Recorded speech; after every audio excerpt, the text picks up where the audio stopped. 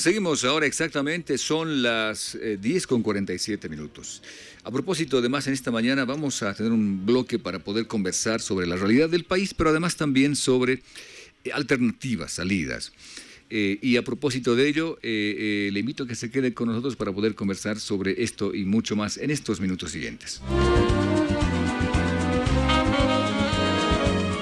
Bueno, preguntas, por ejemplo, como ¿qué nos dice esta segunda vuelta electoral, la posición política, incluso la del gobierno? ¿En qué posición queda el gobierno frente a esta segunda vuelta? Va a ser un cambio radical. El presidente Arce ha vuelto a decir esta jornada de que pasada la gestión él va a entregar el gobierno y lo va a hacer de la forma más diplomática posible, además con toda lo que la norma exige que se haga. Bueno, cambio, y mucha gente dice, ¿será que pasa así? Bueno, además de ello, de los conflictos que está teniendo el gobierno y las situaciones de denuncias que hay en varias instituciones, también del gobierno, del Estado, sobre corrupción. Lo hemos conversado un par de días ya aquí en la radio. Nos acompaña el día de hoy para hablar justamente de esto Javier Flores. Él es delegado gubernamental. Enseguida entenderemos también su rol en este momento. Y hablaremos de estos temas, además de estos créditos que en la Asamblea Legislativa también están estancados. Estos créditos de los que se habla, por ejemplo, que podrían mantener cierta estabilidad a partir de octubre, noviembre. Javier, ¿cómo está? Qué gusto. Gracias por venir aquí a la emisora de Tiempo, hablar también de esta visita a Cochabamba. Buenos días, qué gusto. Bienvenido. El gusto es mío y, por supuesto, un saludo fraternal a toda Cochabamba y a Bolivia y al mundo a través de tu medio de comunicación. Gracias por estar aquí. Delegado gubernamental, ¿eso dependiente de algún ministerio? Depende del Ministerio de la Presidencia, Ya. Que he sido asignado con esta labor un poco en la coyuntura, la transición de intentar, a través de mi persona, informarle a la gente del país que está entregando el presidente Arce y obviamente aclarar también algunos temas que se han sesgado y que se han intentado de alguna manera confundir a la gente, y es obligación del Estado decirles cuál es el estado de situación precisamente del gobierno de Arce para el futuro gobierno. Bien, debo preguntar entonces, ¿cómo está dejando el país el gobierno del presidente Arce Catacora? ¿Cómo lo va a dejar en los siguientes meses? Y lo digo no como un deseo, sino como un hecho concreto, porque él no está participando en elecciones, hay segunda vuelta, hay otros dos candidatos, y él va a dejar a cualquiera de los dos que gane la segunda vuelta el gobierno. ¿En qué estado? Por ejemplo, este tema económico que pasa por créditos, que pasa por asamblea, luego me dirá políticamente, pero económicamente, ¿en qué estado está el país? Económicamente tenemos que decirle a la población de que no es un país devastado como algunos analistas y políticos nos quieren mostrar. Tenemos un país donde tenemos indicadores que hay que decirle a la gente que nos permiten hacer una evaluación y mostrar cuál es verdaderamente la situación de nuestro país y cuáles son los problemas centrales en la economía, que sí los hay. Entonces podemos ver de que tenemos una deuda externa de 27% respecto al PIB, y eso nos permite definitivamente que Bolivia puede seguir accediendo al crédito, porque su deuda en relación incluso a otros países, algunos deben el 50% respecto a su PIB, otros el 60%, y hay países que deben más del 100% respecto a su PIB que tienen como Estado. Entonces nosotros tenemos el 27%. Otro indicador importante que está en las cifras, que está en el Internet, es la balanza comercial. Hoy día mismo tenemos una balanza comercial positiva, es decir, estamos vendiendo más de lo que compramos, y eso ha permitido también ese flujo esa disminución en el precio del dólar, porque hay menor presión al dólar, y es obviamente que se han hecho los esfuerzos porque tenemos un déficit de la exportación del gas. Sin embargo, se han intentado compensar con artículos o con productos que estamos exportando como soya y derivados y otros temas también que están permitiendo oxigenar la economía. Permítame interrumpirle, por favor. Entiendo la explicación esta, pero ¿no le parece, a ver, voy a hacer una metáfora, una comparación para la gente, ¿no le parece que es como una familia que paga el internet, paga el agua, paga la luz, paga el teléfono, ¿no? Paga todas las cuentas hacia afuera, pero ahora el refri no hay para comer? Revisa los zapatos de los chicos y están con los zapatos rotos, Es decir, hay cuentas pagadas hacia afuera, pero hacia adentro como que la familia ha reducido forzosamente los gastos y algunas cosas sin explicación. Y entonces nos dicen, estamos bien, no debemos nada afuera. Pero le preguntamos a los hijos, dicen, bueno, hace tiempo no comemos carne aquí en la casa, así que bien no estamos. ¿Cómo se explica? ¿Esto es un reflejo de cómo estamos o estoy exagerando? Yo creo que sí tienes razón, pero no creo que sea el extremo de que no haya que comer, digamos, okay, ¿no? Que sí tenemos un proceso inflacionario y a eso iba a llegar, provocado precisamente por la divisa, ¿no? En mi concepto, al no tener divisas, por no haber explorado el 2016 y tener pozos que reemplacen el que estaba vaciándose, las divisas generan un desorden económico, desordenan la economía. Y claro, en un desorden de la economía muchos aprovechan para decir que ha colapsado la economía y mediáticamente, que parece no ser cierto, pero los agentes económicos y políticos salen a la palestra primero para decir que no hay dólares y la gente empieza a comprar dólares. Entonces hay mayor presión al dólar. Y segundo, también se especula sobre lo que podía suceder y hay un proceso inflacionario provocado también por el contrabando a la inversa. Por un lado, salen los productos afuera, son más caros que en el país. Y obviamente se pone por un momento incontrolable el proceso inflacionario que sube hasta el 16%. Sin embargo, ahora bajamos, hace 3 meses atrás, a inflaciones desde 2.5, que son los correctos. Sin embargo, los precios que subieron ya no vuelven a bajar. ¿Por qué? Porque ahí hay un proceso ya de la gente que especula, pues, ¿no? Porque si el producto ya no vale como valía, debería bajar automáticamente y venderle al consumidor a precio más barato. Entonces aquí no hay la señora economía, aquí hay la señora que decide no bajar el precio. Además, con el concurso de las alcaldías, que son las que deberían estar coadyuvando para que no se vendan productos sobre los precios que tiene la norma. Por ejemplo, uno va al mercado y puede encontrar un refresco, digamos, que valía $1, ahora vale 2. Pero uno no sé por qué sube el doble, si no ha subido el doble ni siquiera algunos otros, y no se importan, digamos, ¿no? Pero también las alcaldías tienen un papel que no cumplen, algunos provocados también por acciones políticas, pero sí las alcaldías en el país deberían coadyuvar en ese tema, que no es un justificativo, pero sí tiene razón de que ese desorden económico por las divisas ha generado este conflicto, pero ahora viene la parte, digamos, de la defensa, digamos, si queremos llamar, de por qué sucede esto. Tienes poca divisa, por un lado, que está mal porque no se exploró, digo, y eso hay que reconocerlo, pero adicionalmente a no tener divisas, se bloquea desde el Parlamento a partir del 2023 cerca de $4.000 millones. El objetivo ahí era perjudicar la gestión de gobierno. Definitivamente. Arce figuraba hasta el 2023 como uno de los presidentes con mayor aceptación y además como un futuro candidato, porque tenía, según las encuestas, no del Estado, sino de los medios de comunicación, 36% de apoyo a la gestión hasta el 2023. Parece que enterado eso Morales genera la oposición, se unen con la oposición tradicional y logran acuerdos en el Parlamento para lo que ha ocurrido ahora.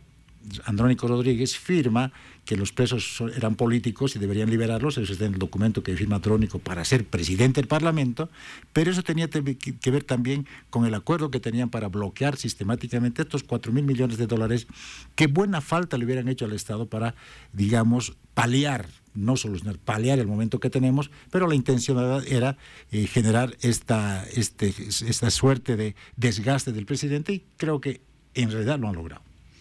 Ahora, entiendo esta idea, ojo, que la entiendan, no es que esté de acuerdo, pero entiendo la idea de que políticamente se decide afectar la gestión de gobierno independiente de cómo estemos los demás. Es decir, no llega dinero al gobierno y efecto directo, la población tiene una crisis. No hay dólares, todo sube y al par de ello el contrabando que se ha disparado en el país, sale arroz, sale azúcar, sale pan al Perú, sale al Perú, increíble. Ni hablar de gas, de las garrafas que están saliendo al Perú. O combustible, diésel, que se encuentra en Perú. La SUNAT hace incautaciones de cisternas en el Perú de combustible boliviano. Entonces, toda esta crisis que se genera tiene un origen político. Absolutamente. Pero es más, veamos lo que va a suceder ahora. los políticos, incluido Evo Morales, han logrado devastar la economía, frenando básicamente por su parte los créditos y los contratos con la China y la Rusia que no se han llevado adelante, que también era una inversión extranjera que debió llevarse adelante, no se hizo. Ahora viene la respuesta. Ellos dicen que es una crisis multidimensional. No, yo sostengo que es una crisis que se puede solucionar simplemente con la emisión de dólares y con el producir más. Sin embargo, si Arce te proponía generar la industrialización como eje de desarrollo a mediano y largo plazo, porque no es inmediato, la propuesta de los opositores ahora no la encuentras ni leyendo 10 veces la propuesta ni de Tuto Quiroga ni de Rodrigo Paz, en el entendido de qué es lo que te proponen para solucionar y producir más. Lo que hasta ahora nos han dicho, y todos somos conscientes, es: Paz dice que es un Estado obeso, es decir, que hay que reducir la carga estatal, está bien, él propone eso, y Tuto Quiroga más o menos lo mismo, dice que hay que reducir el gasto fiscal. Y para que la gente que nos escucha nos entienda de mejor manera, cuando una familia tiene problemas en el seno del hogar y alguien se enferma, vamos a decir, nunca el papá dice vamos a reducir los gastos, porque hay que pagar ahora la enfermedad de nuestro hermano o del hijo. Lo que hace el papá es producir más. Y si tiene que trabajar día y noche lo hace, ¿por qué? Porque tiene una responsabilidad con su familia. Aquí, en los dos candidatos, ninguno asume producir más. Y es lo fácil, pues, votar a la gente a la calle. Eso es sencillo, eso lo hace cualquiera, no se necesita ser estadista. Entonces, si uno se preocupa ahora de qué viene después de noviembre, la respuesta es, para mí, caos. Porque no va a ser fácil resolver el problema, por lo mismo que no hay un plan. Qué lindo fuera que diga, aquí está el plan, y que se esté discutiendo lejos de la guerra sucia ahora el plan de uno y del otro, pero no están discutiendo los planes de gobierno, están discutiendo más bien si tienen hijos, si tiene la chica o enamorado, esa guerra sucia que me parece absolutamente desencarnada y que no está bien. A ver, no me gusta ir al lamento, ni al reproche del pasado, pero ¿por qué entonces el presidente Arce o su gobierno no dijo, chicos, estamos mal, pero mal, así que vamos a asumir medidas extremas? ¿Y por qué siguió diciendo todo está bien y vamos a estar mejor todavía? Porque ese fue el discurso. De acuerdo a los spots publicitarios del gobierno, juntos podemos, lo estamos logrando, estamos saliendo. Pero nunca hubo el mensaje de estamos mal, por esto no hay gas, se va a acabar, vamos a tener que, no sé, remendar por acá, hasta que tengamos estos nuevos pozos, para que la gente entienda y entendamos de que va a ser un tiempo de crisis y lo vamos a superar. Pero fue al revés. Todo está bien, hasta que los bancos, y ese es un reclamo que le hacemos también al gobierno y a las entidades financieras, que son otro sector al que no sé cómo se le fiscaliza, decidieron, aunque tenemos un contrato firmado en dólares, decidieron cambiar nuestros dólares a bolivianos y nos han devuelto en bolivianos. Y yo no sé en qué país alguien a que tú le dejas dólares de forma unilateral te devuelve bolivianos. No sé, eso para mí es una estafa, porque si yo le dejo dólares a alguien, me tiene que devolver en dólares, porque además el documento dice eso. Pero los bancos y el Estado acordaron que nos devuelvan en bolivianos, estafados. Entonces pregunto, ¿por qué el gobierno no fue claro y decirnos estamos mal, así que esto tenemos que hacer? ¿Por qué siguieron con el discurso de estamos bien y lo vamos a sacar esto a flote rápido? ¿Por qué? Es que no se ha entendido, y yo sostengo que no estamos mal como lo plantea la oposición. Ya te decía hace un momento, tenemos problemas de divisa, y eso es por falta de exportación. Entonces, como nosotros sabíamos de que la exportación se iba a acabar, el presidente Arce, a diferencia de Morales, lo que hizo es invertir mucho recurso, que obviamente mermó en la economía, en lo que fue la perforación de pozos. No lo hizo Morales porque entendía de que eso no daba rédito político, porque perforas un pozo y no funciona, o 10 pozos no funcionan. Es como a la suerte también, hay que apostar por una y otra inversión, y alguno de ellos te puede ser útil. Es decir, no es igual que construir una escuela, una canchita de fútbol, no se ve la exploración. Exacto. Y Morales necesitaba decirles, aquí está tu escuela, aquí está tu cancha, porque él quería votos. Sin embargo, la grandeza que no se habla es que el 2027... el Mayaya es considerado uno de los 10 pozos más grandes del mundo y que va a estar en funcionamiento para el presidente que venga. Ayer vi una noticia que decía que hicieron pruebas y dieron positivo. El Mayaya está demostrado ya, creo que es la tercera o cuarta prueba que se hace para ver la cantidad de gas, y está comprobándose otra vez que sí va a tener gas el país el 2027. Es verdad, ¿no? Entonces ahí ya tienes al próximo presidente, que no es Arce, el que va a disfrutar, si queremos llamar así, de ese recurso económico que va a ser grande. Sin embargo, tampoco se valora la inversión que se ha hecho para la industrialización de nuestro país. Ningún país sale adelante si no apuestas en su momento a industrializar, incluso en las familias. Muchos dicen que emprendemos ahora como familia para salir adelante más allá de un salario. Y el país necesitaba más impulso, pero muchas oposiciones se han ocupado de más bien frenar. Y el otro elemento que también me parece importante, la crisis del dólar también tiene que ver con los agentes económicos que no retornan los dólares al país. Es que no es que uno se queje, sino que es la realidad. Han habido empresarios privados que cuando había crisis del aceite, lo que han hecho es ocultar el aceite para que no haya en el mercado nacional, y eso ha permitido que se dispare el precio.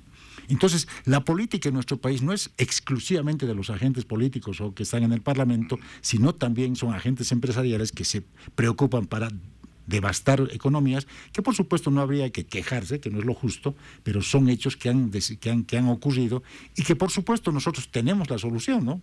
Es decir, a eso queremos llegar. ¿Tendrán soluciones los candidatos que están en la segunda vuelta, o vamos a estar en un caos peor de lo que estamos viviendo ahora?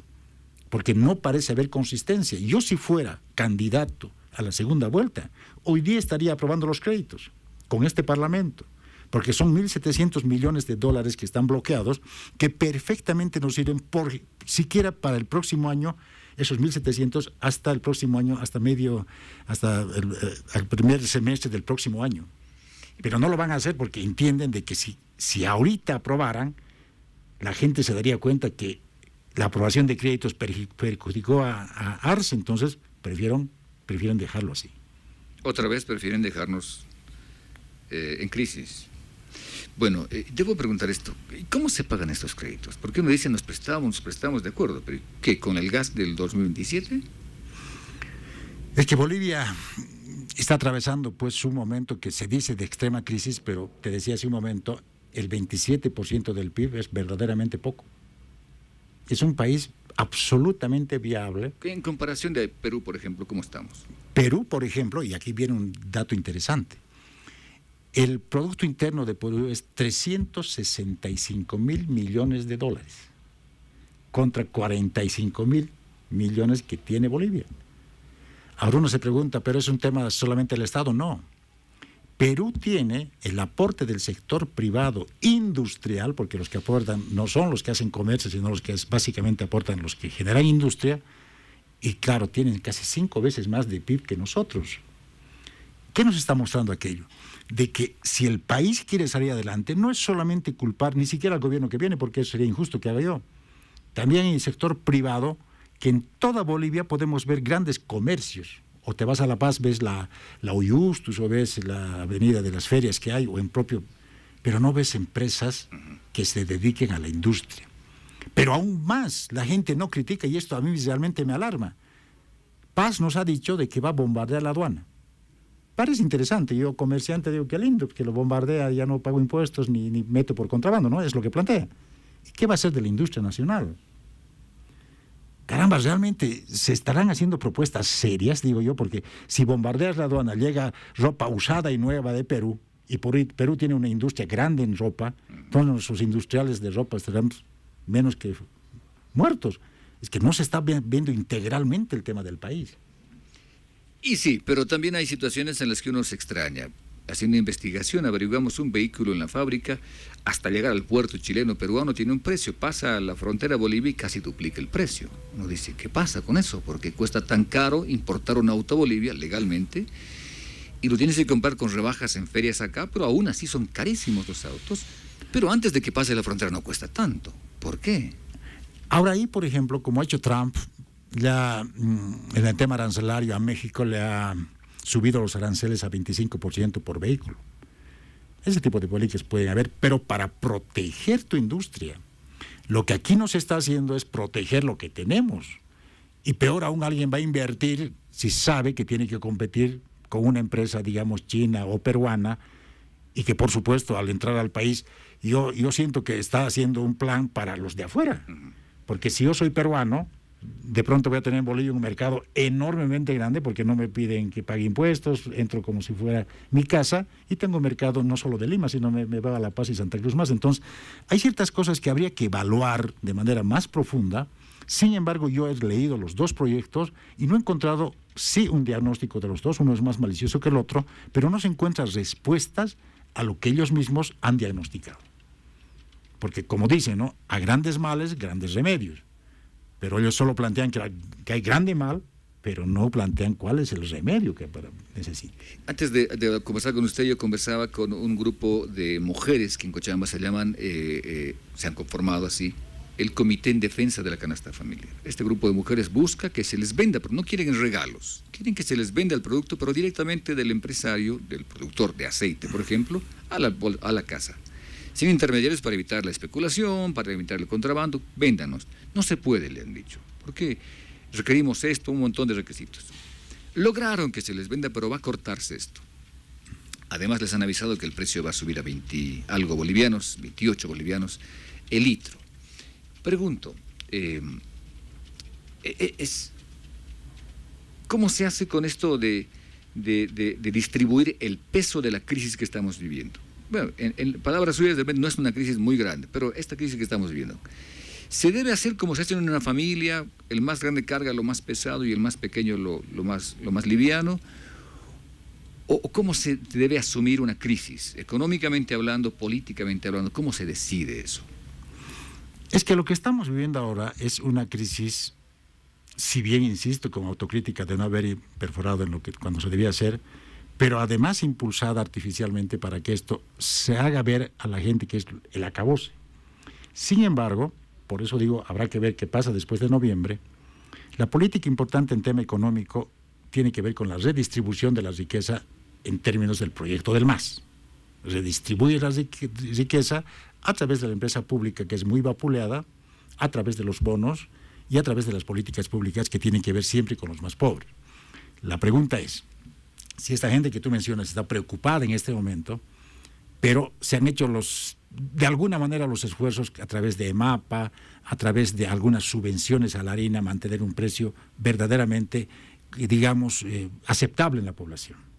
Si el próximo gobierno dice que hay que liberalizar el sector, que ya no van a haber subsidios, que no van a haber, por lo tanto no se va a apoyar a la gente que produce, la pregunta es, ¿el pan cuánto va a terminar costando?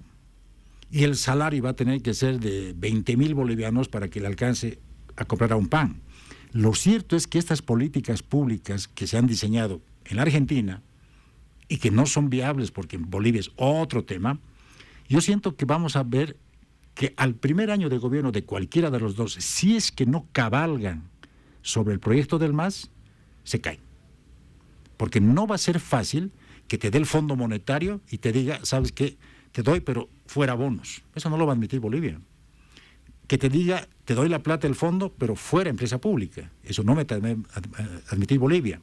Pero cuando se habla a veces de empresa pública y lo hacen los opositores y descalifican a ellas, lo que no entienden es que una empresa pública, el solo hecho de existir, ya es un aporte al Estado. Y uno dice, pero no, momento, o sea, ¿de qué estás hablando? Sí. ¿Por qué? Porque una empresa pública que no tenga déficit, no utilidades, solo que no tenga déficit, ya ha generado, digamos, 100 empleos. Pero esos 100 empleos, tú me dirás, trabajan masistas, incluso puede ser. Pero esos 100 empleos terminan gastando en el que venden, en el oferente, en el que oferta un producto. Entonces, por eso nosotros decimos que la economía tiene que ver en la redistribución, porque ese sujeto que trabaja, digamos, en cartón bol, ese sujeto o esas familias tenemos menos pobres ahí, pero que además le consumen al productor al que produce refrescos, leches o pantalones. Entonces, la economía, por eso es que tiene vigencia. Pero si se quitan esos bonos, si se quitan esas empresas públicas, por supuesto, por ahí volvemos a los años que gobernaba el GONI, donde efectivamente se estaba privatizando hasta el agua, porque ese es el fin de este tipo de estructuras políticas. Ok, el tiempo se me está terminando, qué pena, me hubiera gustado ahorrar otros temas más, pero interesante escucharle, de verdad, Javier, interesante escuchar la perspectiva del gobierno de cómo está dejando el país. Mi última pregunta tiene que ver con la corrupción. EMAPA, y lo digo con nombre y apellido, EMAPA, denunciada de corrupción, pero con hechos demasiado evidentes. Le voy a poner un ejemplo. Aquí Cochabamba, con estas señoras que están en defensa de la canasta familiar, lograron insistir a la gente de la CANIO que se les venda aceite. Le dijeron, pero no podemos venderlas a ustedes, la ley no nos permite, bla. Ok, a través de EMAPA. EMAPA dice, ok, nos han llegado, póngale, 300 bidones de aceite, estos amarillos grandes. EMAPA La Paz manda, a Cochabamba le llegan y en Cochabamba le venden solo 150 galones de aceite. Los otros 150 no hay. Se denuncia, personalmente le dije al viceministro de Defensa, Jorge Silva, esto está pasando, ok, lo voy a ver, no hay los aceites. Y eso no se pierde en el transporte, no se quedó en la esquina del camión. Alguien se quedó con esos aceites, alguien los revendió. Eso es lo que yo puedo pensar. No puedo creer que se traspapeló. Las mujeres reclamaron con lista. Acá en La Paz nos dijeron que se mandó. ¿Dónde están los aceites? No hay los aceites. Corrupción en EMAPA, harina, denuncias similares. Es más, incluso se mezcló esta venta de productos mezclados a la producción que tuvieron un hijo del presidente Arce Catacora. Es decir, hay denuncias que al final no logran pisar tierra en aclaración. Peor, la Fiscalía dice, está en investigación. ¿Qué hacemos con la corrupción cuando en la empresa estatal hay esto de aprovechar la oportunidad? Y ha pasado. ¿Qué se hace ahí? Yo siento de que definitivamente y lamentablemente no se puede negar que existen, han habido y seguirán habiendo funcionarios corruptos, lamentablemente. Me duele, ¿no? Me duele mucho porque, y no es por halagarme, pero por ejemplo hoy día yo pude haber, pedido a cualquier descentralizada que me transporte para estar en los medios.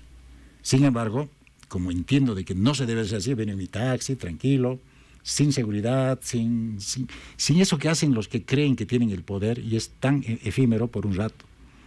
Pero cuando me hablas de mapa y me hablas de sectores puntuales, por supuesto que uno no puede más que avergonzarse de mucha gente que es corrupta, pero sin embargo también conociendo el tema y no por defender, cuando se acusa, por ejemplo, de corrupción, y yo vengo del sector privado y por eso sé, al hijo del presidente en realidad, y yo digo, primero que se ha hecho una operación entre dos privados para el tema del crédito. Dos privados. Uno, el hijo del presidente, y el otro, el banco. ¿Dónde está la corrupción? Entre dos privados, por un lado. Segundo, también por experiencia propia. Yo estoy llegando a los 60 años, y eso no me permite que me den más crédito y uno de 25 menos crédito. No, me pueden dar más crédito en la medida de que mi proyecto sea viable y mi garantía también sea importante para los intereses del que te está dando el crédito.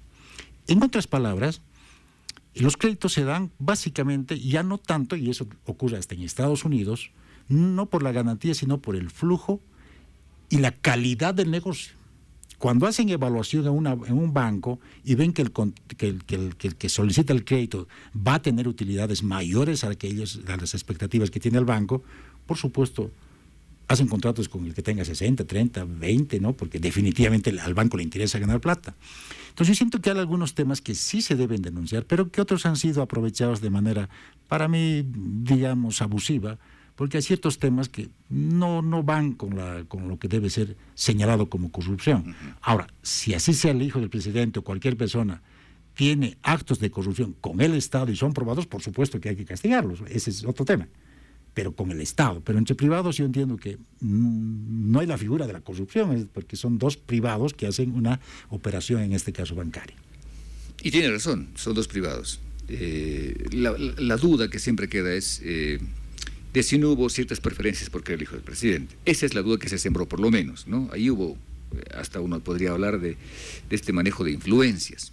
Pero bueno, ese es un tema que habrá que investigarlo, incluso el ver si las tierras que tenía, que se ha denunciado, que no debería, en fin, todo esto. Pero bueno, me ha quedado el tiempo corto, que de verdad me hubiera gustado conversar de otros temas y ampliar un poco esta conversa. Le agradezco mucho por la visita. Si algo más usted nos quiere comentar, le escucho, por favor. Gracias a ustedes, pues lo cierto es de que la gente necesita a veces informarse, ¿no? Y no tiene que hacerlo a través de la persona que para eso le pagan también, ¿no? Decirle, esta es la posición del gobierno. Y entendemos también de que ojalá ese es nuestro mensaje, el mensaje del presidente. Está muy convencido de que hay que entregar el poder a la persona que gane, lo dijo desde antes, ahora lo ratifica democráticamente, tiene que ser de manera, digamos, ordenada e informada además a los candidatos, y ojalá que no ocurra de lo que estamos pensando, al no tener un proyecto, ocurra nomás de que no sé si quitan la subvención o no quitan. Son temas que como bolivianos estamos también preocupados, porque esto no es nomás entrar e intentar hacer como Lara, qué sé yo, un dibujo libre de la economía. Son planes y proyectos que hay que ejecutarlos y hay que hacerlos con mucha seriedad. Javier, un gusto conocerle y será hasta pronto entonces. Gracias pues, un abrazo, buenos días. Esta pausa que nos toca cortita, venimos enseguida.